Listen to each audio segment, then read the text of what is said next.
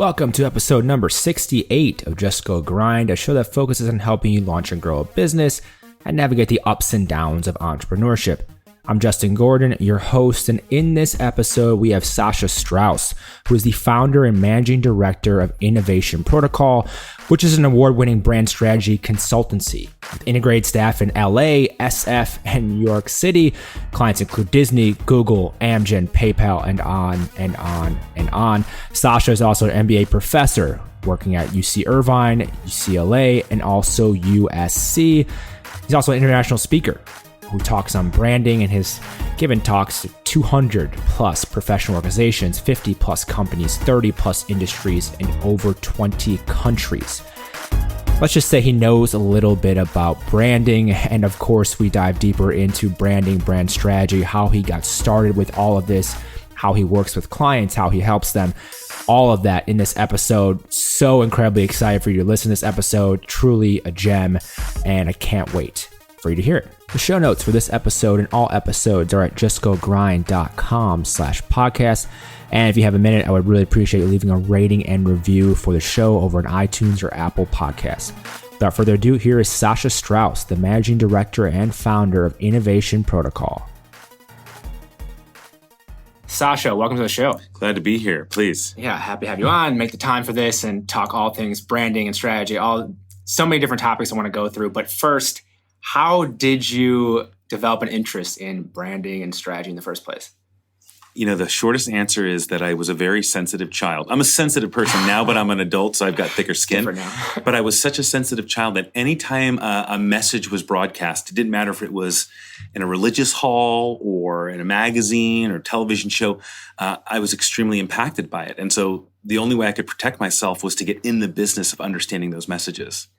And how does that evolve from, that interest where you're so impacted by it to a point of making a career fully out of it? Because that's a whole nother level, obviously. Well, you can think about how moved I was by all these campaigns, right? It didn't matter if it was about picking up trash or buying a product, and moved by those campaigns. And then when you eventually get into the understanding of okay, someone wrote this. Someone knew that you were going to be hungry at 4 p.m. on Tuesday, right, and they figured out what message would connect to you and engage you. And when I started getting into the work, it really helped me, I guess, understand the origin, understand why certain words were being used, why certain medium were being used, and it helped me know my space. Now, getting into a profession of it was, wow, this communication is so powerful. It's so powerful, it's affecting me. Imagine if organizations that were doing great things, changing the world, educating the masses, imagine if they could communicate better. And that's what compelled me to get into the business. And once you had gotten in early on, what, besides just working with other clients, what were some of those things you did to learn more about the space, to evolve and learn your own messaging? Well, you can imagine it's a business of communicators. And so all they're gosh darn it doing is communicating. And so before there were even such thing as podcasts, there were branders and marketers just producing content, sharing stuff on the web. And I also made sure to work for a lot of different companies. For example, when I was an undergrad at UC Irvine, during my 5 years as a student, I worked for 7 different companies.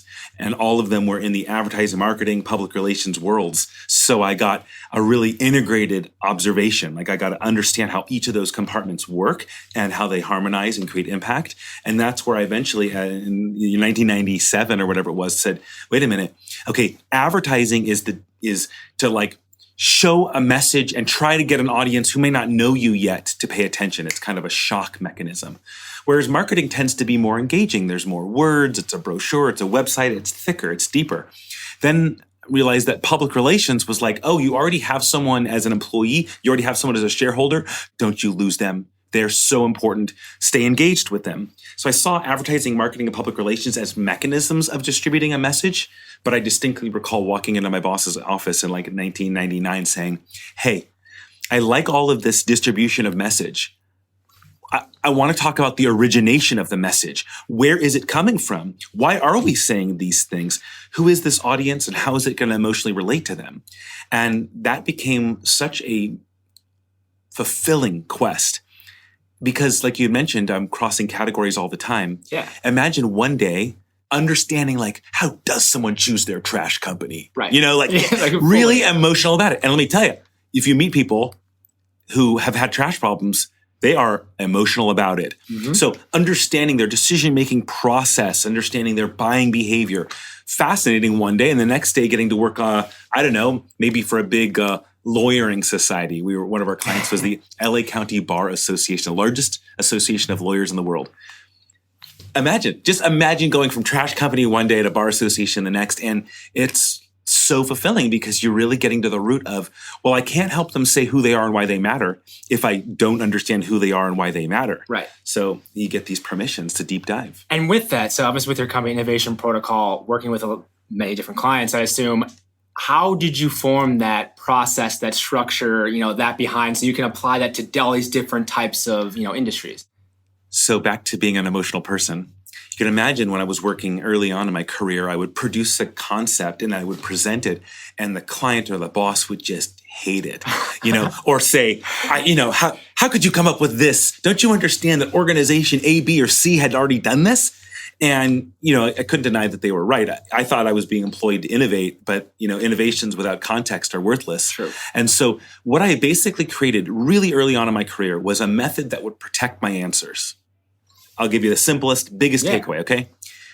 25 years ago, if you wanted to study your competitors, doesn't matter what business you're in, you want to understand the communication and behavior of organizations maybe selling to the same customer or selling in the same environment. It was very costly. Think about it. You had to go into these stores. You had to try the product. You had to call customer service. You had to go to the trade show. And now you can run a competitive analysis remotely. You can collect all the insights, the communications, the behaviors of every organization functioning in your category from a laptop at Starbucks. Yeah. Well, you can see that, all right, if you're starting a business and you're going to be building a brand, not knowing what your competitors are saying or doing, that's on you. That's on you. So we live in this really incredible time where building a brand strategically can be done. It can be done. And so to answer your question, how did I create a process? Well, there's a competitive analysis process. There's an audience assessment process. Who's the buyer? How are they behaving? There's an influencer assessment. Who are they reading? What white papers do they consume? What analysts are informing their choices? And by kind of collecting all these ingredients in the ecosystem, not only competitive action, but consumer behavior. How about the media in that ecosystem? How about other markets and how they're behaving? You can see that collective insight becomes I'm getting the chills telling you about it because it becomes so informative. There's no more guessing anymore. It's so fun to build brands when you're not hoping that the client's emotions are triggered. You actually don't care if the client's emotions are triggered. Can you believe that? Yeah. This executive is coming in here with their big check and you're sitting in front of them and you're like, so I don't care if you're happy at the end of this because I know this plugs right into the audience and their behavior. Right. And with that, so you have that process, that framework to approach these different brands. And once you get more insights then from other brands, and as you learn more and more things, how do you go back and change the protocols, or how does that evolve then over time? Good. So we're called Innovation Protocol because we really do believe we're the protocol for brands that innovate. Organizations that are changing the nature of their category need process. Why do they need process? Well, because they make stuff and you can't just muck up their making process. You got to consider the inputs and outputs. Or there's a buyer marketplace. There's a place where buyers buy and you can't just reset it. Right? So the protocols are necessary to bring real value to an organization. You don't want to just slap on a logo. You really want it to have meaning. And so if we didn't evolve with the way that the markets advance, it would be on us. So for example, social media was a platform for consumer brands for most of its history. You can imagine that most of the campaigns you saw in social media came from brands trying to sell you soda pop or bubble gum. Right. Well, interestingly enough now, so many humans are in social media every day that many of the campaigns have nothing to do with you or a consumer life. They're trying to sell buses to the LA Metro buying person. How many people are buying fleets of buses? Not that many. No. But you know what? They're hard to get a hold of. And they are on social media somewhere. And they probably clicked on a few different things that have to do with transit.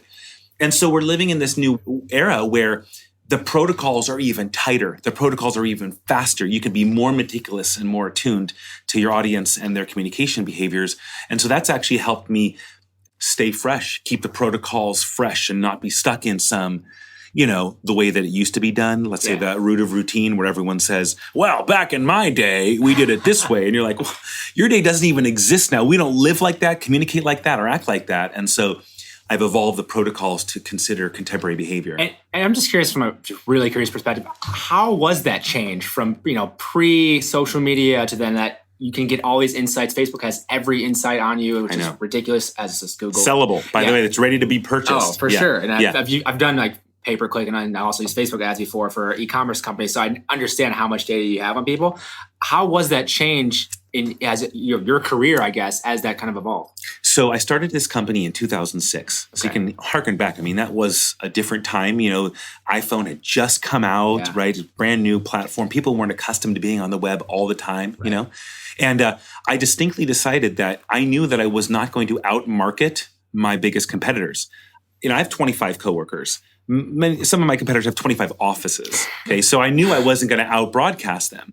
And so I recognized that if I participated in the digital channel before they did, that I would be able to create a mark. And so, for example, I've been on Twitter since 2007, been an active user of LinkedIn since its origins. I had an early invite, and I regularly posted and participated. I regularly advocated for people when they got promotions. If I saw clients were doing cool things, I would comment in the public domain. And honestly, for my first few years, everyone thought it was a joke. They were like, come on, Strauss, you call that business development, please. We buy booths at trade shows. That's how we get customers. And I'm so happy to report that one of the ways that my bootstrapped startup survived its first 3 years is that we grasped social from the beginning. And we knew that you go where people are listening, and people are listening on their own volition in these channels. And so what has that done for us full circle? Well, we were doing competitive analyses online in 2006 before people realized that, wow, public companies are posting their annual reports online. Why not go scrape the 25 that are selling to your current customer and get a sense of what they're saying and doing? And so that was so groundbreaking. I distinctly remember we had these really big clients, people that had heard of us and heard of me. And so they bought services from this startup. And we walked into a room and we just printed out articles we had found online. We just created this room, which was kind of like an immersive experience of content, but print. Yeah. And they're like, oh my gosh, how did you get the order form from that competitor? Or how did you know what the customer service phone line script is? And we had to smile at them and be like, it's a new time. This content is accessible. And if you can organize it and audit it, you will be powerful. Yeah. And so I have just relentlessly made that a part of how we study. Yeah. And then digging into, like you mentioned, the first 3 years and the struggles with that and people, how they view you. From the entrepreneurial perspective, why did you start the company? I decided to start your own company. I actually did really well working for other people. So sometimes you hear from entrepreneurs and they're like, I couldn't work for someone else. And, you call my bosses, we kicked ass. We had great success together. But I also was a progressive person. So when a company got stagnant, I was the one who was like, well, if I'm not learning here every day, then I'm going to ask myself this question, am I learning every week? If I'm not learning every week, am I learning every month? And when I'm not learning every month, then I'm going to look for a new job.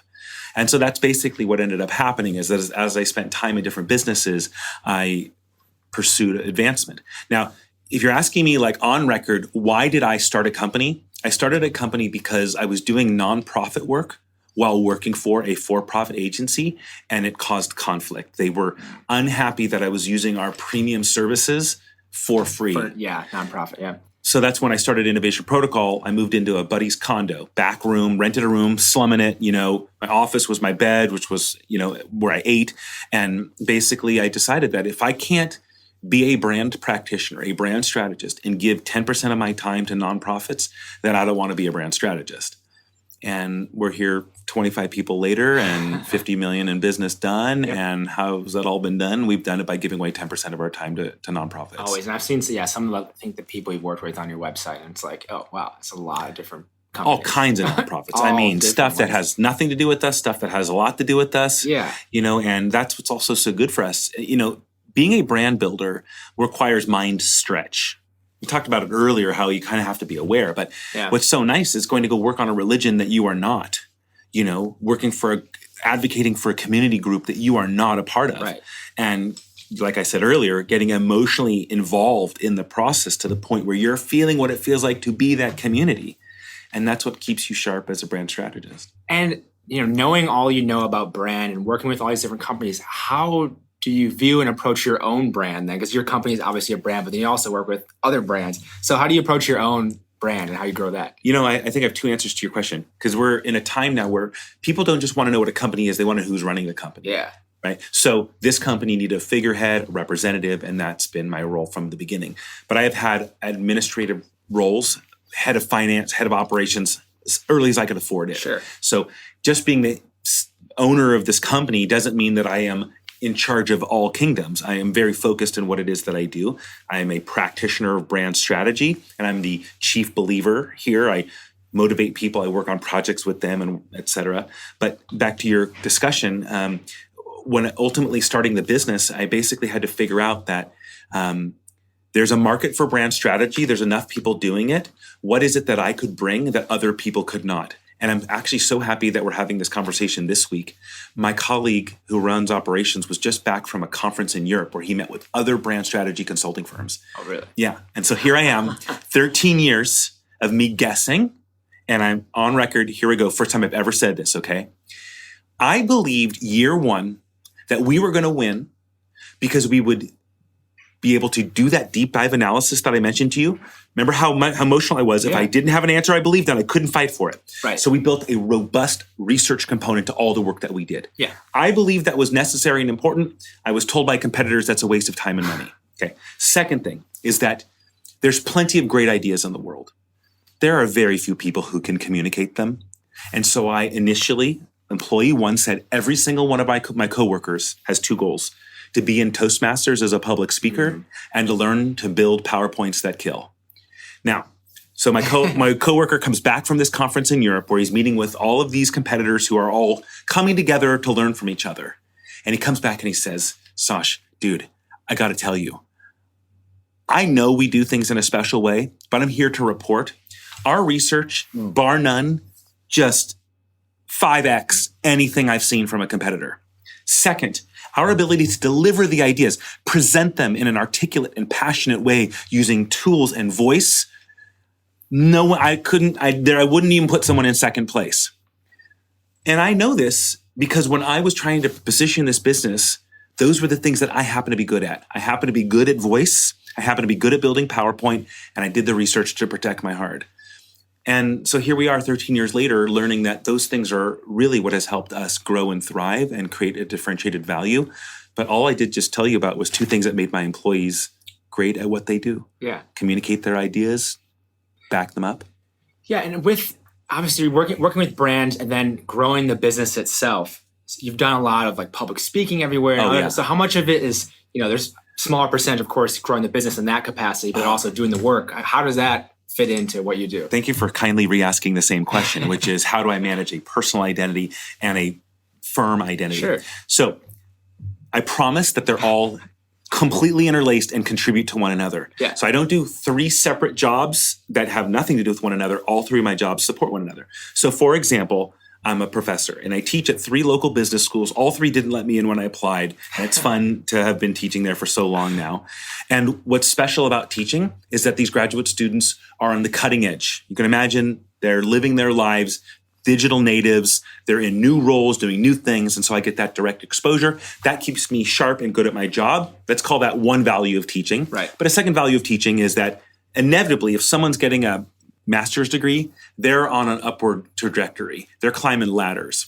And so my graduate students from 7 years ago, I've been teaching 13, from 7 years ago are already executives at big companies.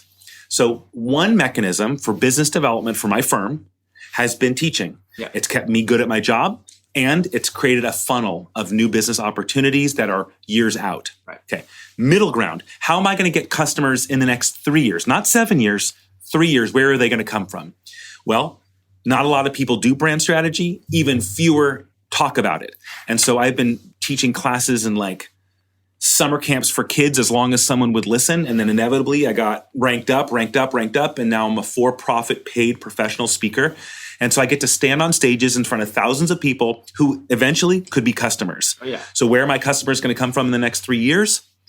I guarantee you I got paid to give a speech on a stage. There was someone in the room and they're following up. Right. Okay. Long-term customers come from, customers that are 7 years out, students. Yep. 3 years out, speaking audience. Where do they come from in the next 6 months? We actually have the data. They come from someone already doing business with us. We know who's going to pay us in the next 3 to 6 months is probably someone who's already paying us now. And if they're not paying us now as a current customer, they were, or they know somebody who is. Mm-hmm. So that's good business gets more good business, and that's core to our business development. But you can imagine speaking, teaching, and doing good work creates a consistent new business pipeline that has enabled us to grow. Who am I in that equation? I'm the one who gives us the most speeches. I'm the one who teaches the most classes. But let me tell you, I make sure that my coworkers are teaching classes. Maybe they're guest lecturing. Maybe if I can't make a requested seminar somewhere, they'll go teach for me. So I'm super proud that all those Toastmasters have turned out to be great educators. Right. So many of my coworkers are now teaching. When it comes to speaking, I can only get on so many airplanes a week. So I say no. And what do they say? They say, well, do you know someone? And I say, do I know someone? I know someone that I would put in front of my parents, let me introduce you to coworker A. Right. And so then now my coworkers are regularly giving speeches and presenting, creating a second generation, second tier new business pipeline. Yeah. All three of the things that I do, although they look independent, are basically for the same thing. Yeah. And talking to the coworkers a little bit more, in terms of growing your team and then even developing them, like what is the process you have in place for that in terms of like getting new people and when you want to have them, and also like the onboarding / getting them, up to speed with what Innovation Protocol does? It's extremely costly to onboard someone here. We're a people business. Honestly, if something happened to this office, we would still work tomorrow. So that's the point, is that we are the business. Yeah. And so recruiting and retaining that type of talent that can create such value is extremely hard. My average coworker tenure over 13 years of running the business is almost 6 years. I also have about 7 people who've been here upwards of 7 years, and some people who've been here 10 or 12. Yeah. So what does that mean? That means I absolutely put extreme care into every one of my coworkers. Now I'll give you small form care and long form care. Long form care is I let everyone know that I do not expect that we are going to work together for the rest of our lives. I know that they will go build their own business, go work for a client. But hey, while we're working together, I want to do what's best for them and they want to do what's best for me. And so imagine if we both know that. Yeah. That, makes good work. Second is that this is a communication culture. So there are no animosities or skeletons in the closet. People are talking and communicating and sharing. If they're starting a business meeting, they start it on a personal note, and that creates congeniality and connectiveness between the coworkers. Another thing is that this is an empowerment culture, which means that day one, I don't care how junior you think you are on client phone calls. You must talk on them. You are not allowed to be in a meeting or on a phone call if you're not talking. So everyone knows, front and center. Those kinds of practices and behaviors get people to understand that this is the best chance they've ever had to grow. This is graduate school on crack. And so therefore you get a lot of co-passion, if that's a real word, where people are collaborating and high-fiving in each other, because everyone on our teams is basically on 3 to 5 projects at the same time. So they're interlaced and intermingling with other coworkers constantly. And when everyone's got your back and everyone's growing their careers and everyone has direct communications with the leadership, you kind of know that everyone has the same agenda. And it's so easy. It's so much better to go to bed at night when your coworkers are in your camp, yes, in your favor, not trying to spite you or cut you or clip you from behind. Right. And with all your experience in the, everything you've learned over time in the last 13 years running this company and even time before that, what are some of those things that brands are struggling with, not doing well, that you typically see, and how do you help them with that? Okay. So one thing that I struggled with, but I'm not struggling with anymore, kind of interesting thing was when I said that I was doing nonprofit work 13 years ago, remember the raised eyebrows? And everyone's like, what's the point of doing that? I mean, be 65 and donate your money once you've acquired it. Don't give your money away now. And I was like, I haven't even earned the money yet and I'm giving it away. So that's not even the measure. Yeah. But the point is that this is something that's beneficial. Doing nonprofit work, one, gives your junior talent a place to mess up and try. Yeah. Okay, it's one thing. Second thing is that nonprofit work makes great case studies. You can walk into the world's biggest companies and they can ask you to do a presentation. And when you do it on a nonprofit, Their hearts are melting. You do it on one of their competitors and they're angry. So you see that nonprofit is the ticket to sales. Third, who runs nonprofits? Powerful people. The boards are made up of the most powerful people. Another business development pipeline for us. So interestingly enough, doing nonprofit work, it's been really, really good for the business. Now we're getting paid regularly to help very, very powerful companies figure out what their charitable action is. Now, its moniker is corporate social responsibility. Right. We've heard about this a lot, but let's call it corporate consciousness, which is, all right, we're a company, we're making money. What good are we doing for the world? Now, it used to be that you could just donate. Our company donated to the Susan G. Komen Foundation and made our employees go for a walk. And the problem is that there was no relation to the business. And so unless I was digging, I wouldn't notice that. But we know now that talent, new talent, high value talent will not work for a company if they don't know what that company is doing for the world. And so companies are having to figure this out. What do we do? And I have my answer for you. Same answer that I use for my business. The only thing that you can get full credit for doing is giving away what you make the most money doing. If you make cars, don't give away computer classes. Don't, be in the tire business.